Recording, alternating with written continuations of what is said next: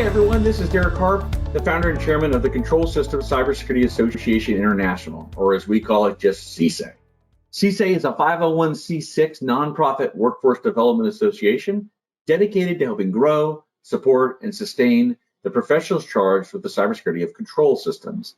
We're specifically talking about those systems that have pumps and valves and actuators, real cyber to physical moving parts, and control nearly every aspect of our modern connected industries. Thank you for tuning into the podcast. It is my hope you find it inspirational or motivating or revealing or informative, and perhaps at times even a little entertaining. Take care and be well. Hi, this is Derek Harp, the founder and chairman of CSA and the host of the CSA podcast show. And I've got a guest that I am super excited about having on today. Many people, you will either recognize this gentleman's name or companies that he has birthed or touched. I have Ron Gula today of Gula Tech Ventures, but it would be hard to describe. I've got a list, as I normally like to do a couple of one-word descriptors. I've amassed quite a list. Is known as a technologist, formerly trained as an electrical engineer if you go all the way back. He's definitely a programmer, founder, a CEO, but he's also a military veteran. He's a United States Air Force veteran. He's a husband, he's a father, he's a podcasting enthusiast, he's a 3D animator, a cigar aficionado. He is an investor, advisor, and board member to many. He's a philanthropist, near and dear to my heart. He is a scuba diver. And welcome to the show, Ron. I can't wait to unpack your journey. Hey, Derek, thanks for having me today. Good to see you. Well, Ron, I always I make the same joke at the beginning of every one of these episodes that cybersecurity people are some sort of modern day superhero, and superheroes have backstories. And so let's go all the way back. Where did you come from? So I was born on a dark and stormy night So I'm originally from upstate New York, and I was born in Rochester, grew up in Syracuse, and I went to college at Clarkson University, where I had the good fortune of having the roommate of Marty Roach, the guy who did Sourcefire and Snort. And I suspect that has some influence on your story. I mean, I was looking at how far back cybersecurity goes for you, and it goes back further than most people can say. There's people who've joined it in the last 10 years. There's people who've joined it in the last 20 years. Back when it was called information security, no cyber even in it. You go back a long ways. Yeah, so if you were doing network security back in the 90s, whether it was network security or InfoSec, whatever, you were learning Unix and you were learning firewalls and basically how to do pen testing and port scanning and why SYN packets were better at quickly scanning than full socket connections and stuff like that. So it was good times. So we'll jump to that. I like to ask sort of primordial question. Did technology cross your path as a youngster, before graduating high school? Yeah, my dad worked at IBM. He did the big iron. So anybody who knows the old IBM product line, he was 3800 laser printer and the 390 CPUs. He would go and fix them. And that's when a computer was a computer, right? Like Colossus, the Forbin project, right? These are big things you could touch and stuff like that. So he always had oscilloscopes and various parts of computers to play with. And of course, I had a IBM PC right when they came out. I had a PC Junior. I also had an Atari 400, and I learned how to do programming, including assembly, back when I was in high school, if not earlier than that. I remember a neighbor friend whose dad worked for IBM, and he brought home, I believe it was called a luggable. It was a huge box, and the keyboard clipped to the front of it. And it was just this amazing thing that he brought home from work. And we were all like, what is that? That's really cool looking. I definitely had my share of geeky times with the computers back then. I was really into the, modems, the dial-ups, the bulletin boards, seeing what was going on there. Yeah. And, as computers got more interesting, you'd build your own computers and you'd learn how things worked and what sped things up and what was fun. So with that influence, what did you choose to do graduating high school? Well, I always looked at computers as a hobby. My interest was always serving the country in the Air Force. My father was in the Air Force, and I wanted to be a pilot. And actually just enjoyed computers. I would build them to do flight simulators and that sort of stuff. But I was always, if you saw me in the early 1990s, right after school, I was talking about, angles versus energy tactics with fighter combat training and whatnot. And it wasn't until I actually got to flight school and realized that wasn't for me that I said, I want to do computers as a full-time career. And there is this thing called hacking and this thing called cybersecurity that didn't exist yet, but it was emerging. And I was really drawn to that career field. Yeah, so that's early 90s, if I'm not mistaken for you. So again, that's back to my earlier comment, security for computers, as early as almost anybody was working on that. Yeah, back then we didn't have Wi-Fi. We didn't really have the internet, but it was emerging. It was emerging. And I got to read this book called The Cuckoo's Egg. And that's the Cliff Stoll book that a lot of people read, and I highly recommend. It's still very relevant, and when APT first came out, I was kind of like a little critical of it because I'm like, this is how people have been hacking forever, right? It's not just smash and grab. It's if you're gonna do long-term surveillance over a network, you got to have these stealthy kind of things. Anyway, I found the people that was mentioned in the book at the NSA, and I went to work there. And a lot of people don't realize this, even though we have NSA and Cyber Command today, but NSA has a very, very large defensive mission where they secure, all the DoD's computers and well, that's not entirely true, but they secure like the important nuclear weapons communications and stuff like that. And I was in that kind of group, and we would do penetration testing, and that was a lot of fun. Learned a lot about people and technology and bureaucracy, and a lot of those lessons still hold true today. Any funny stories, or from that era, or like you said, lessons learned that today are still valid, still the sort of that's the primordial phase, right? The primordial ooze phase 30 years. Yeah, the technology has completely changed, right? Yeah. So I'm not going to make a lot of specific comments on hacking into classified networks and whatnot, but if you go into a room of system administrators and you're thinking you're some kind of hot young pen tester, and you want to like point out the admin who did a bad job setting that up, that's going to be a bad experience for you. And trying to really see, you can't fix everything, from an IT point of view. So that was probably one of my worst experiences, is trying to out some admin who didn't do their job when in fact they were overworked, underpaid, underfunded, that kind of stuff. So that was a good lesson to learn as a young, person. But yeah, I literally tried to call out an admin, and he raised his hand from the back room, was like, yeah, that was my account. I had to work like 3 weekends after that, So I was like, yeah, we have to change the way we're doing assessments here. Yeah, that you've probably just touched on sort of what I always am mining in these sessions for gold nuggets, which is tearing someone else down, which is unfortunately common for a lot of people, gains us nothing, and it doesn't really move us towards success. I love that story early in your career path, but it's true for all of us, right? There's a lot of power or a lot of value to be obtained by figuring out, how do we accomplish this mission? Maybe there's a constructive criticism due or an improvement due, but how do we do without tearing people down? Well, it's interesting too, because anybody who knows my background, we'll get to Tenable and Nessus vulnerability scanning. They're going to say, hey, wait a second, right? Anytime I do a Nessus vulnerability scan, I would get weeks and weeks worth of work. And our co-founder at Tenable, Renaud, the creator of Nessus, he'd always say, like, look, don't put us in charge of your IT. We're here to measure how good your IT really is. And I still run into people today. They scan with Nessus, they patch all their vulnerabilities, and then they don't do anything until they scan like a week later, a month later. And that's the wrong way to do security, especially in 2023. Yeah, our annual report is showing assessments between a couple of years. Like last year, it showed annual assessments. People reporting doing annual assessments went down. And like, that can't be the case. And then we looked that quarterly and even monthly had all risen. And so only annual had only gone down in the context of people doing more frequently assessing and looking at their posture. Well, even just assessing, what do I have, right? Step one of the NIST cybersecurity framework is difficult, right? You have to talk to your procurement people, make sure marketing didn't spin up like another instance of Salesforce to do some, CRM campaign, make sure that there's no, servers running out of this other account on Amazon. How do you even find all this stuff today? So it's very interesting how we go about and doing that kind of stuff. But yes, the NSA, I got to audit a lot of really, really big networks. I got to go speak to people who wanted a magic button to make all their cybersecurity problems go away. And of course, those don't exist.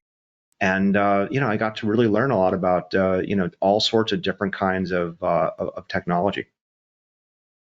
I'm always curious, as a lifelong entrepreneur myself, everybody's sort of journey, those experiences must have been very informative when you did start your first company, which wasn't Tenable. We'll get to it. It was a different company before Tenable. You founded a company or co-founded one. We're getting that early experience was pretty informative to that process of starting something for yourself? A lot of, people say, hey, if you're a vet, you really can't do the founding thing. You got to go to Silicon Valley. It's not true, right? So if you're going to be a leader, you have to take care of your people. You have to know what the mission is. You have to have a goal, and you have to have the resources to accomplish your mission. And you can get that in the government. You can get that in the military. You can get that in Silicon Valley. You can get that going a lot of places. But I was able to pick up all sorts of what I felt were like management styles and things that resonated with me, that by the time we did our first company, I was like, look, I want to do that. Like, that's how I want to treat my people. That's how I want to treat my customers. This is what I want to be able to goal for here. And so we were able to do that. The company was Network Security Wizards. It was the first sort of, I say, native Linux network intrusion detection systems. Although there were many network IDSs that came before it that ran on Unix. We really hit the stride when Linux was getting popularity. We had a lot of customers who were really interested in running Linux, SSHing into their Linux box, and then literally looking through the logs, almost like a Splunk type console in like the late 90s. This is what our customers were doing, and doing full packet analysis, doing some statistics, doing all that kind of stuff. And we had a lot of fun with that. That was a lot of neat things you could do with that kind of tech. I love the network security wizards, and that the product had Dragon in it. It's like there's some D&D playing, maybe in people's past here. Yeah, there's a bit of the dragon from Dungeons and Dragons in that. We definitely have a fantasy streak at the Gulas, but there's a bigger sci-fi streak here. Yeah. But it's good stuff. Yeah. So what's the short story of cool story of sort of Dragon and network security, and you ended up, that company got acquired by another company, and you ended up going there for some time. Yeah. So the story I always tell is that you never realize what can inspire somebody. And when I was at there's a company called US Internetworking in Annapolis, Maryland. It was really one of the first cloud companies. We were running PeopleSoft and Oracle on other people's behalf, not just managed, but truly a SaaS type of offering. So while there, I was working with Internet Security Systems, which is one of the pioneers of vulnerability scanning and intrusion detection. A lot of great technologies come out of that company. But the way they went to market, you couldn't change their rules. So I was running, ISS Real Secure. I had a need to change the rules. They did not let you change the rules. You could turn them on and off. You couldn't modify them. And I said, oh, well, I know how to do this. And I started building some stuff as a product, and basically came up with Dragon. And then once you start looking at attacks, I would have all the different kind of attacks and exploits that were available at the time. You'd run them, and you could see what can you find. What's a good rule. And there was a really good community of people who would share nobody called them indicators of compromise, but I'll say that now because everybody knows what that is. And then you debate on how to do that. And then you can never do everything perfect. There's always somebody with a better way to do it. But one of the things Dragon was really good at was detecting buffer overflows really, really poorly. Because if you have a buffer overflow, you have something called a no-op sled, where you basically jump to where your code is, and you might not know exactly where that is. But in the day, it was typically A, the hex character for A. And you could change it to anything you want. But anyway, we would put these rules looking for large strings of A's, and it caught a lot of things. And after a while, it wasn't that good because they had a lot of false positives with it. So that's a story I think anybody who's doing a startup for detecting things should realize. Like, the tech and the hackers move so fast. What can be a hot detection that could be a selling feature on a product today could be a false positive within 6 months. And I'm seeing this already with AI SOC analysis tools, anomaly detection tools. So this is a very dynamic environment that we're trying to protect. Yeah, and I want to talk to you about AI, because I think that is coming up a lot. It's on people's mind. It's certainly inducing fear in some people. There's lots of unknowns and lots of excitement as well. It just depends on what somebody's reading or consuming and what their background, perspective is. Yours would be interesting to get on that. So let's come back to that. On this topic, a lot of people ask that starting a company thing, where does it come from? How does it start? And what it sounded like there was just observing, not inventing wholly, like you said, intrusion detection, but seeing there was an unmet need within a product category that already existed. That's how that started. And that's an interesting aha moment that people can say, oh, I don't have to actually create something nobody's ever heard of. And there's a whole risk factor that comes with that. I could make something better or make something more versatile. So there's really two big comments there. So the first one is, there's nothing in cyber that's really brand new. It's only slightly more perfection, slightly easier. And then the question is if it's only a little bit better than the current market out there, like let's say it's 5% better. I've got some videos out there is, how much better does a product need to be for it to be swapped out? If it's 5% better, that doesn't sound that interesting. But if I can be 5% better at detecting attacks on the network, stopping phishing, preventing DNS lookups, that might be not enough for me to switch out a product, but that's enough for me to beat the current product 100% of the time. So the industry is really having a hard time trying to measure the efficacy of these things because it becomes very subjective and very hard to reproduce without bias. Imagine I had 5 zero-day attacks and I had malware exploiting every one of them. I'm going to tell everybody about that, right? Well, that's not going to work, right? And so now you have these old attacks that the attacker is going to move on. It's not really good to it. But then the second thing is you don't have to boil the ocean, right? If you're going to do a startup, do you have a way to solve something that people are willing to pay money for, and they're going to be better off if they use the product? If that answer is yes, and you can deliver that technology, then start a company and do that, because we need the help. We absolutely need the help. Don't feel like you've got to solve 100 different things. I see this in pitch decks quite a bit, where it's like a 92-step process to solving all your cybersecurity needs. That's tough. Yeah, we'll do it all. Yeah. One product, one shop. Yeah.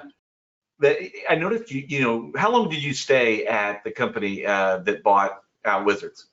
Yeah, so Network Security Wizards was bought. We had a couple of offers. We didn't use venture capital, didn't really do any bankers. We had a couple of offers. It was pretty interesting.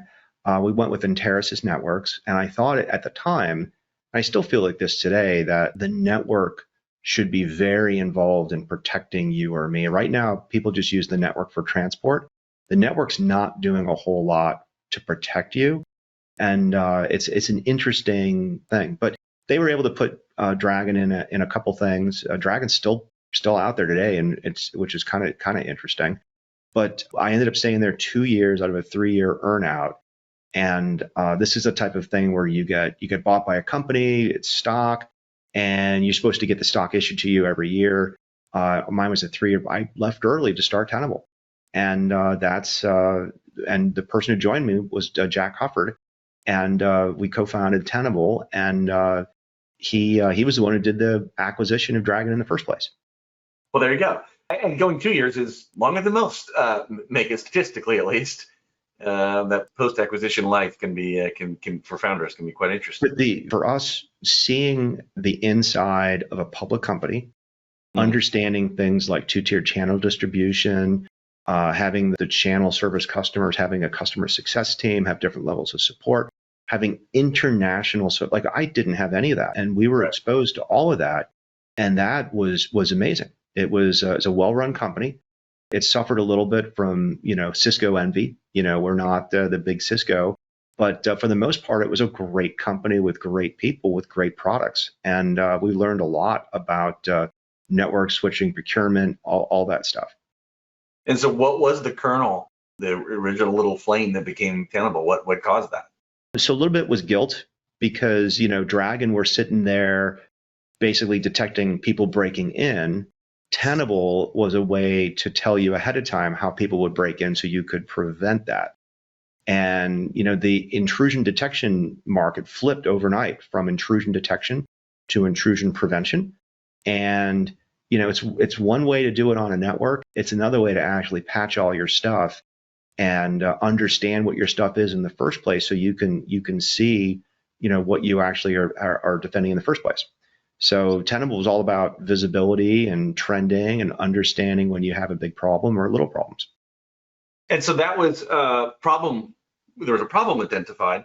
Did you know? I mean, was it like we know how we're going to go about doing it, or was it a little bit like we know there's a problem, we're gonna set out to fix it? How resolute were you on the solution to that problem?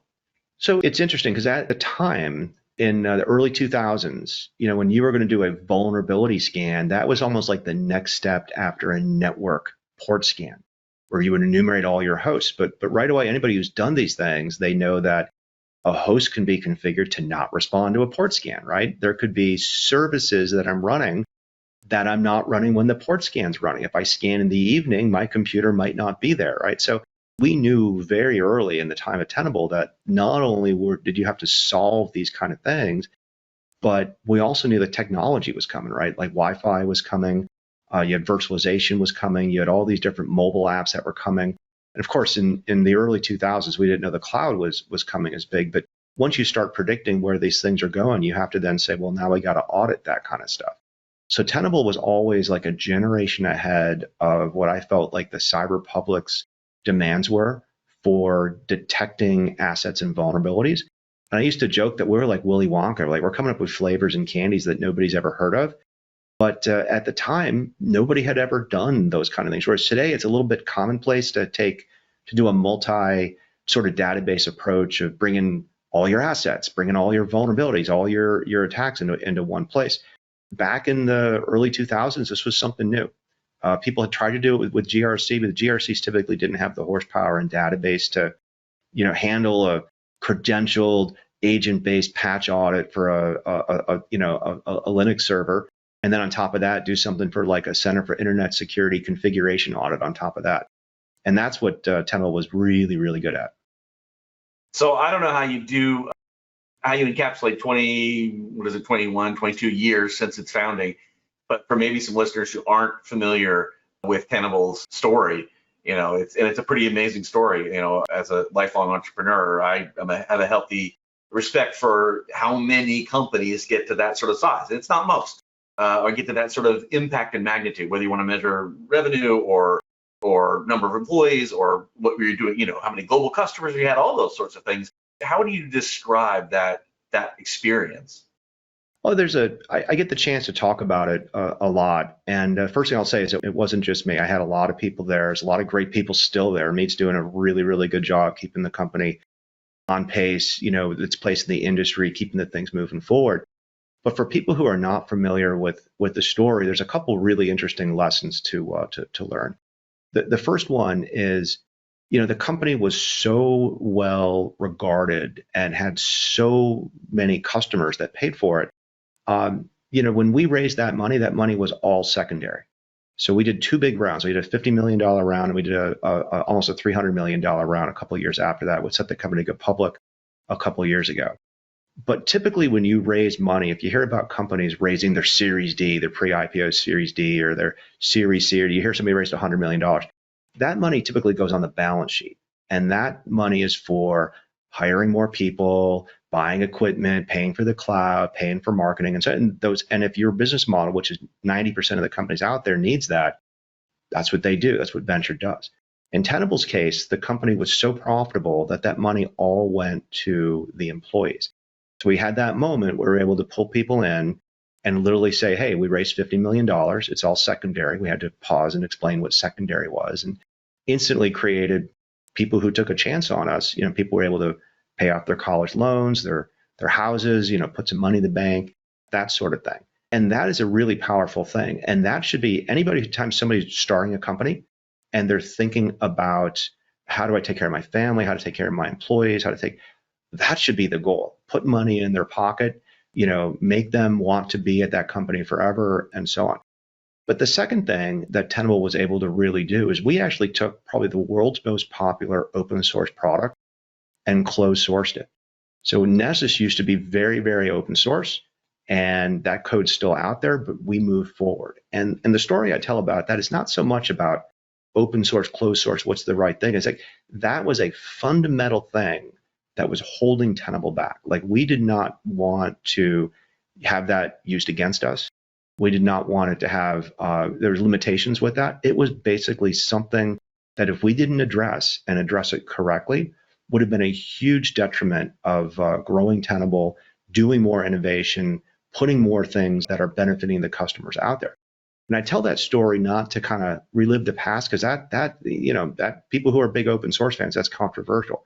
What I tell all of the companies I work with is they all have some sort of third rail, some sort of religious argument that's holding the company back, and they're not willing to do that.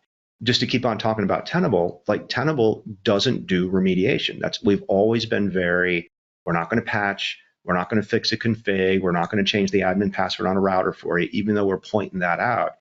And that's something that's a principle of what we've been doing. Every company out there that we work with, it always has some sort of third rail where, boy, if they address this problem, they could probably be or like a rocket ship, which support their customers better, be more profitable, have better user experience, all those kind of things. Oh man, there's so many different things we could unpack. You touched on it. The open source thing is a touchy sort of subject. Are what is your opinion, if that's not too controversial to sort of put it out there? Because people right now are asking themselves, especially with supply chain discoveries of the last couple of years, like, what's inside my stuff and who made it? And open source is a part of the supply chain for some people and has potentially some problems with it. I'm sort of neutral on it because I can see some amazing innovation possibilities the way it works sometimes, but some liabilities that come with it. Where do you come down on that? Well, the world has changed. When we started Tenable, we literally had to sign documents to paying customers that said if they got sued for using the open source software that we wrote, that we would indemnify them. Right now, think about that. You're starting a company, you're selling to a big bank, and all of a sudden you're gonna, hey, we're on the hook for possibly that.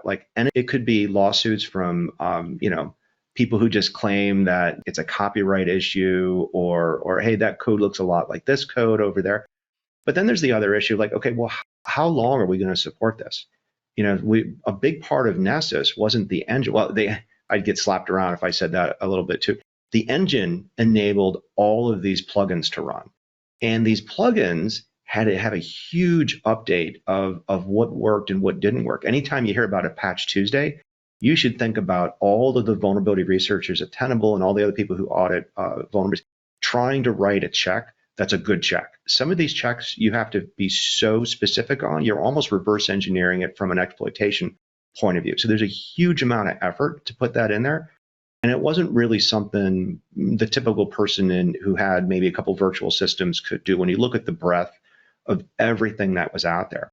And actually, if you look at programs like Microsoft today, where they have the MAP program, where they give away new vulnerabilities and exploits and APT that's out there, you can't put something like that into an open source project earlier than later. So a lot of different issues. My last comment on open source, though, is that the majority of open source today lives behind a commercial SaaS app. So when you see a great application that's SaaS only, there's probably a lot of open source behind that, enabling that, and good for them.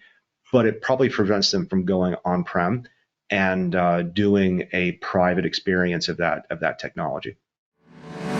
Hey everybody, Derek Harp here, and I just want to take a brief moment to thank three companies that make this podcast series possible.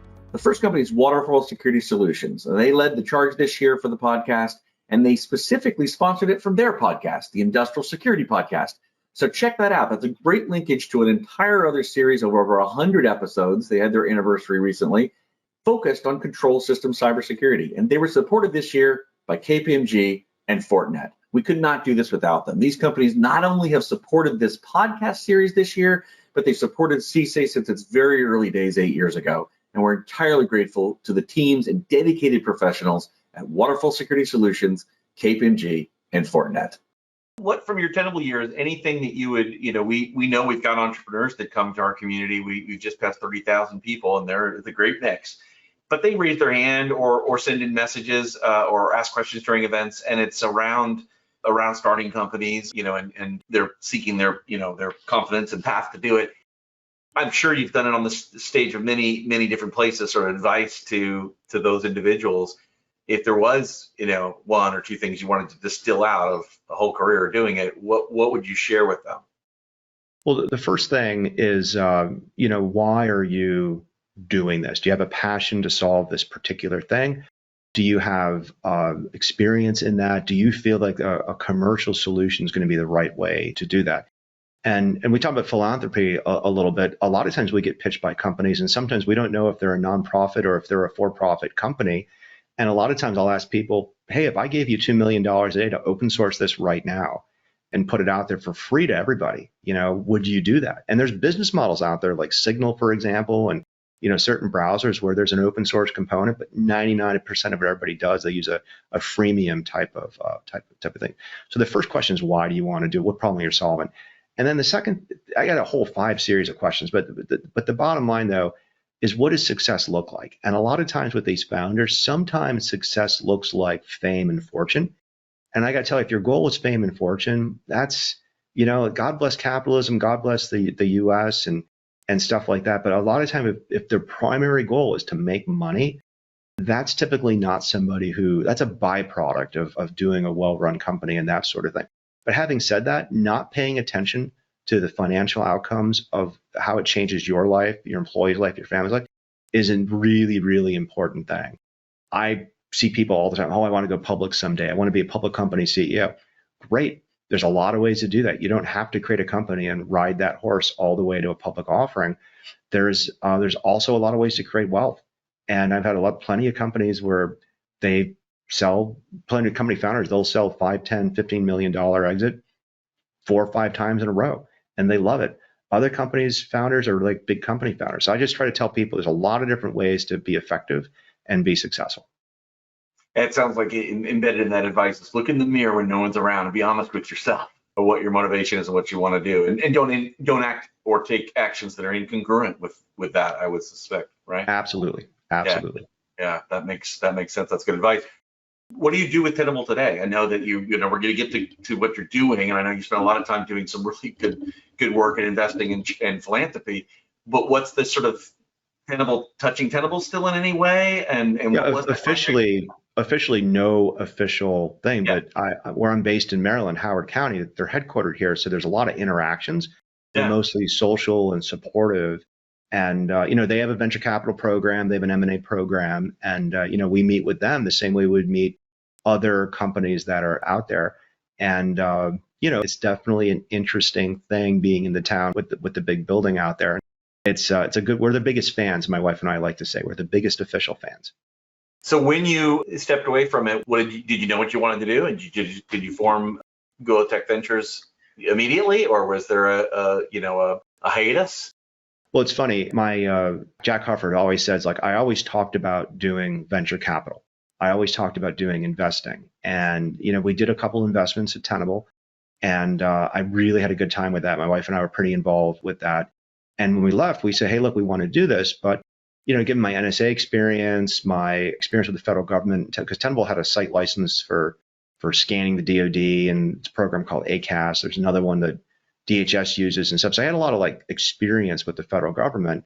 I said, we want to share this knowledge. And we had also done a lot of philanthropy. So we didn't really come up with Gula Tech Adventures until probably a year or two after we left, because we were really looking at maybe doing an incubator and a couple of other models. So anyway, we took some time. We did some investments. We learned. And what we settled on with Gula Tech Adventures, we did an interview once. Somebody called us a cyber action hub, a cyber activity hub, which is this combination of investing, philanthropy, and policy stuff. So we've been doing this. We've been at this for about 4 or 5 years now. Yeah, and I know that this is probably a good time as any to talk about sort of the nexus to operating technology and control systems. Tenable has gotten offerings in that area and practice area eventually. So I wanted to talk about sort of when that came up. But then you also have invested in companies that have a nexus with this space. So I was sort of curious what your comments and observations and what the Tenable, when the Tenable entity began to look at the operating technology, ICS sort of networks, and just active scanning being a very scary thing to plant operators, and all these stories out there about using tools that actively interrogated the endpoint and brought the plant down. So I'm just super curious around the sort of the OT ICS nexus for you, for Tenable, and for today, things with Gula Tech Venture. So back when I was CEO at Tenable, we looked at the ICS problem, interestingly, because if you found a vulnerability on a Schneider Electric, system, well, is that something we have to call them? Is that a 0-day? What was there? And then if you know about a vulnerability and you're scanning it on a network, maybe they don't want to tell anybody they haven't patched that. And maybe it's not a big deal because it's not on the internet, right? So these things are these are air gap. But Tenable did a couple investments in this area. One area we spent a lot of time doing configuration audits. We wanted to make sure that we could make sure if the machine was configured correctly. We also did audits specifically to the ICS. We did ICSP, Modbus, DNP3, that sort of stuff. But the thing that I was probably the most proud about is we did this passive vulnerability scanner, where we kind of took the Dragon experience of looking at packets, and we said, what could we do packet by packet? What could we build up a vulnerability scan of the internet? And so we did that, and Tenable now has it. I think it's called like Tenable Industrial Defender now, or Nessus Passive Scan. They've played around with the titles a couple times, but the basic concept of that thing's always on, and that was really, I think, really well done for finding those kind of vulnerabilities in that kind of environment. Yeah, and that's breakthrough stuff for operators to feel comfortable with, with cybersecurity approaches. Like, is it safe to run? And clearly, that's something like that. And there certainly are horror stories that I pinged the device and the power went off, kind of thing. Yeah. But that's also very indicative of a poorly run network. So, yeah. What are you seeing? You now see a lot of investment opportunities. You're on many, many boards. What do you see in this space, in the OT? Specifically ICS? Yeah. Yeah. So we're LPs in a couple of the other cyber funds. One of them is Datatrod. And of course, big investment in this space is Dragos. So it's another Maryland company. Rob Lee's CEO over there. So we're tracking what they do. I'm not very hands-on with it. I'm supportive. I interact every now and then. Our direct investment in this space is a company called Fend. Fend makes optical isolating network devices. So basically, if you want to read a temperature or a coil or move a file one way off of a network into maybe a cloud app, that's a good way of doing that. Otherwise, if you're doing it with a computer, that's an attack path, right? That's how people broke into Target through the air conditioning system, right? So we can do some stuff there. We've seen a lot of different things. We've even seen stuff on the philanthropy side, just educating people about ICS vulnerabilities, operational technology vulnerabilities. Are the OTs different than IT? We still see it as niche is the wrong word, right? Like Active Directory is not niche, right? It's one computer in your thousands of computers on a Windows network, right? But we've seen the OT computers looked as just a few more computers. And I actually got educated recently. We were looking at a company. I don't want to say which one because we didn't ultimately invest in it. But when I was running Tenable, if you had a 10,000 node network and there was an OT network to it, it might have been 100 computers, 1,000 computers. And I can remember my sales team at Tenable saying, look, we can't license ICS auditing based on number because there aren't enough. Well, now, if there's a 10,000 node network next to an OT network, it's probably about another 10,000 nodes. And so these OT networks have gotten really big, and people don't patch them, people don't secure them. They're set up for reliability, not for, I guess, reliability, except for when in the face of a threat who's trying to take it down, perhaps. Yeah, well, all that is true. The fundamentals are different. The technology stack, the refresh rate there's Windows 3X still out there living in a lot of these environments. From my friends who do hands-on audits, yep, still finding it. Lots of XP, of course, in the industrial base, and so it just it fundamentally sort of behaves differently. But you're right, endpoint proliferation, the number of addressable devices, it's gone way up. And we've seen products, companies. I don't want to talk about who we passed on specifics. I speak generally, but like OT for power might be a whole vertical where you'll see everything in the cyber stack: asset scanning, vulnerability management, applying patches, anomaly detection, a SIM specifically for that. And that's fine. And then we'll see the same thing in healthcare, where someone's going to try to solve the problems for the CAT scanner, the X-ray machine, right? The COVID test machine and whatnot. And then we'll see the same thing for aviation, where there's aviation specific database audits and stuff like this. So I think this is good. It's an evidence of the maturity of the cyber market. But at the same time, you tend to see the same technologies kind of recycled and reused. So it's definitely interesting. Yeah, that spawns a whole lot of other questions too. But for my own curiosity, I just have to ask, long term, those all don't exist in each of those verticalizations, right? It might work early on, but you're not going to have similar stuff, but in 18 different verticals, right? It doesn't end up panning out that way, does it? I never met the same network twice. And I've never met a CISO who has the same exact network stack, cyber defense stack as anybody else. Even if they say, hey, we're a CrowdStrike, Tenable, Microsoft shop, when you start seeing their choices for, patching and authentication and, identity access management, it changes a lot. Oh, by the way, and which one's a vendor, which one's a managed service, it gets really interesting really quick and really different.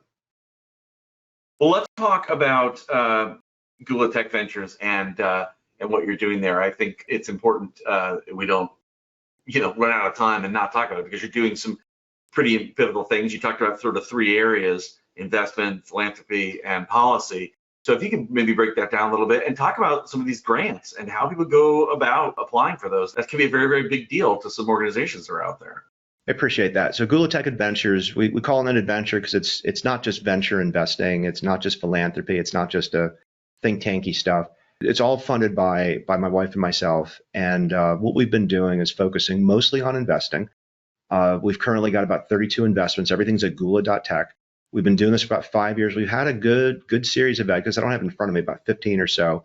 Of course, 2022, 2023, that slowed down a little bit because the market pulled back, but that's, markets do these kind of things. It's interesting.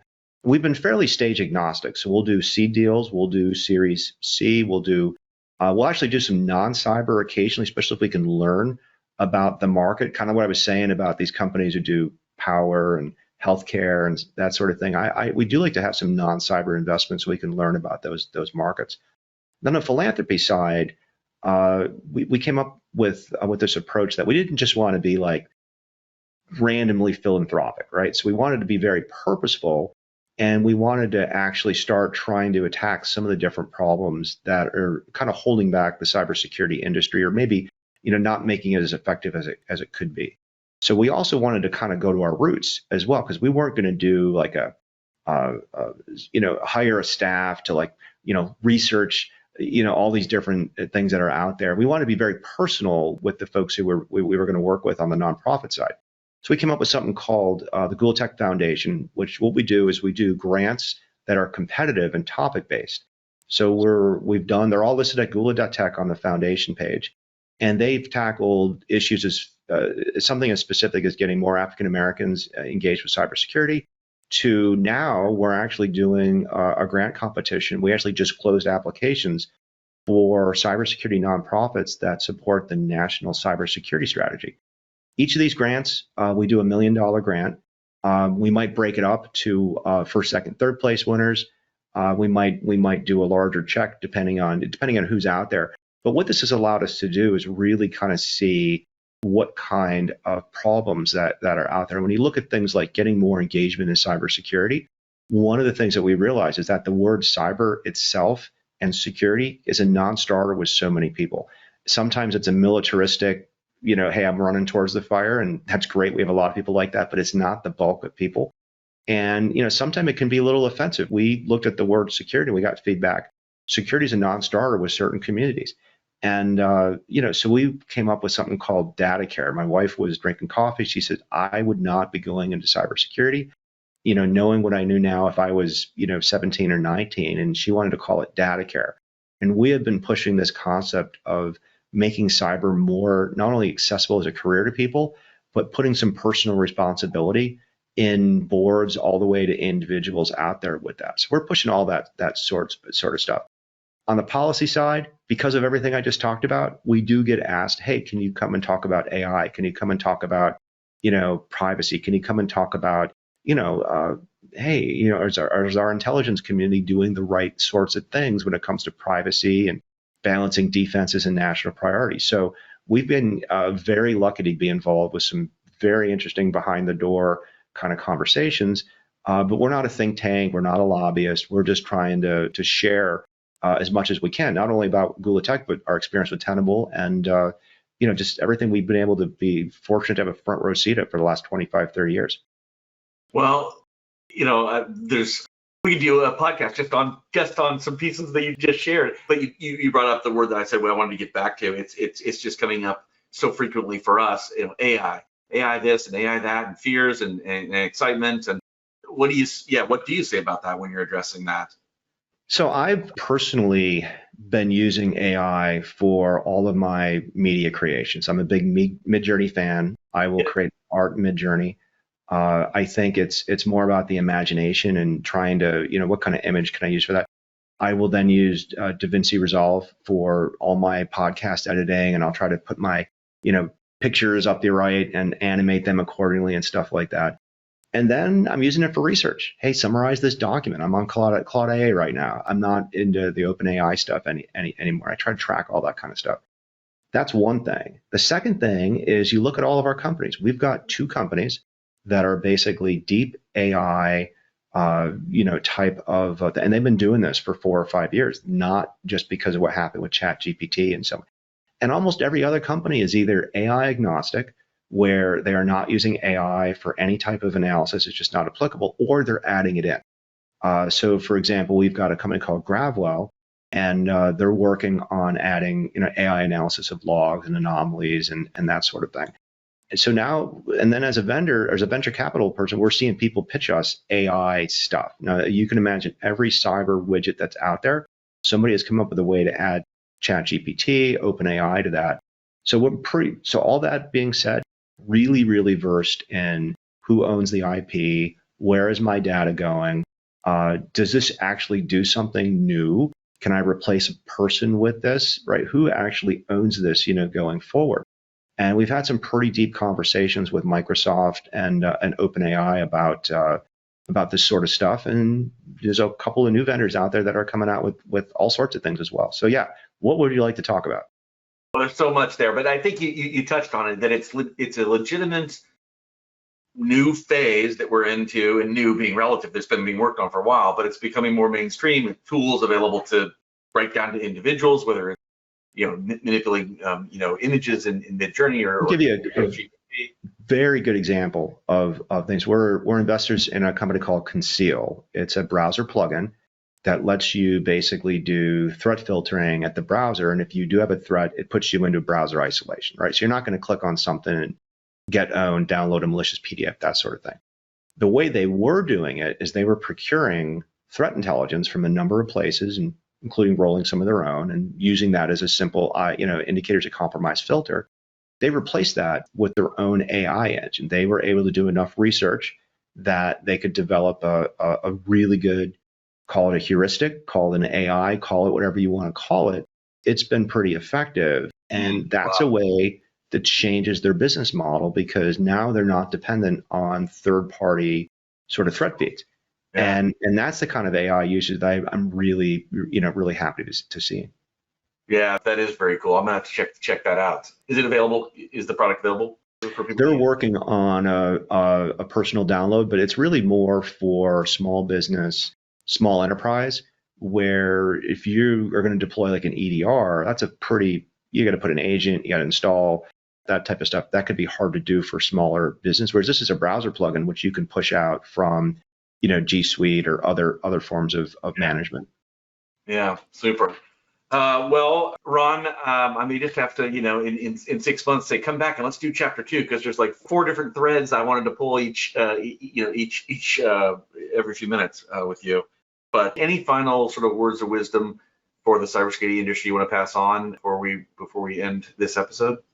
Yeah, I would tell everybody that look, you're not done. This fight's not over. We should all be recruiting more people to that. So, and if you want to, recruit more people, think about the term data care that I spoke about a little bit before. And if you are at all entrepreneur in nature and you want to think about starting a company, I generally say go start a services company first, where you can get the memory muscle of having an employee. It can be an awkward thing, right? But then out of that services company, if you have an idea for a product, you might have something that creates the next Wiz, the next Tenable, the next whatever company that you're looking up to. So use all that for inspiration. Don't feel like you're late to the party, and the nation needs you. And think about all the future employees that you could be helping. That is awesome advice and resonates super strongly with me. I think I can think of one of my companies in my past that if we built professional services, we could have given a lot more time for product market fit and market maturity. But sage advice. So, Ron, I like to end the show with something called the Pivot questionnaire, which I've borrowed from inside the Actors Studio. James Lipton was the host for many, many years until he passed on. And he asked all the great actors and actresses this same exact 10 questions, which he borrowed from a French show, hence the name of the questionnaire. And I have not changed it at all. And if you're up for it, we'll end our time together with the Pivot questionnaire. Go for it. All right. What is your favorite word? Well, purple, which I know is a color, but that's one of my favorite words. What is your least favorite word? I don't have a least favorite word. That's a not interesting question for me. What turns you on either creatively, spiritually, or emotionally? Progressive music. Big fans of Yes, Genesis, Rush, and I'm into bands like Neil Morris and IQ. That get a lot of inspiration out of that stuff. What turns you off? Usually politics, the news. I think people overanalyze. We're too divided. That's I'm happy to argue. I'm happy to do, but that's we're not together as a nation. And what is your favorite curse word? Well, it's the one. It's fire truck is the often other letter that has a word that has the same letters in it. But you have to know how to use it, when to use it. You can't use it too much. But that would be my most commonly used one. So probably my favorite one. What sound or noise do you love? So I play piano and keyboard. So if you think about some of the real heavy riffs that like Rick Wakeman does in Yes, that gets me going. What sound or noise do you hate? When we live in Columbia, Maryland, close to BWI, and so when we're in the plane pattern and I'm having a conversation and I can't really hear it, I don't really like that. But I'm usually a big fan of jets and aviation overall, but that sound really just bothers me sometimes. What profession other than your own would you like to attempt?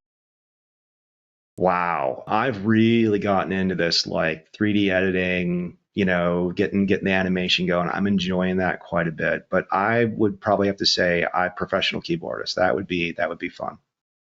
And what profession would you not like to do? Ooh, yeah, nothing comes to mind. Bobsled team. I don't want to do that.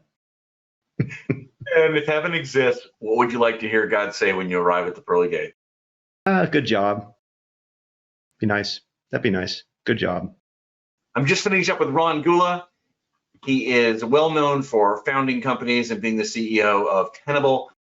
He is currently the president and co-founder of Gula Tech Ventures, doing amazing things with philanthropy and investment and at the policy level, and doing great work. Thank you for 30 years of contributing to the cybersecurity industry, and for all the things that you are spawning and touching today, and creating the next generation of contributors. And thanks for coming on our show. Hey, thanks for the questions. Thanks for the invite. Keep up the great work yourself. Thank you, Ron. Take care. Talk to you soon. Hi, everyone. This is Derek Harp, the founder and chairman of the Control Systems Cybersecurity Association International, or as we call it, just CISA. CISA is a 501c6 nonprofit workforce development association dedicated to helping grow, support, and sustain the professionals charged with the cybersecurity of control systems.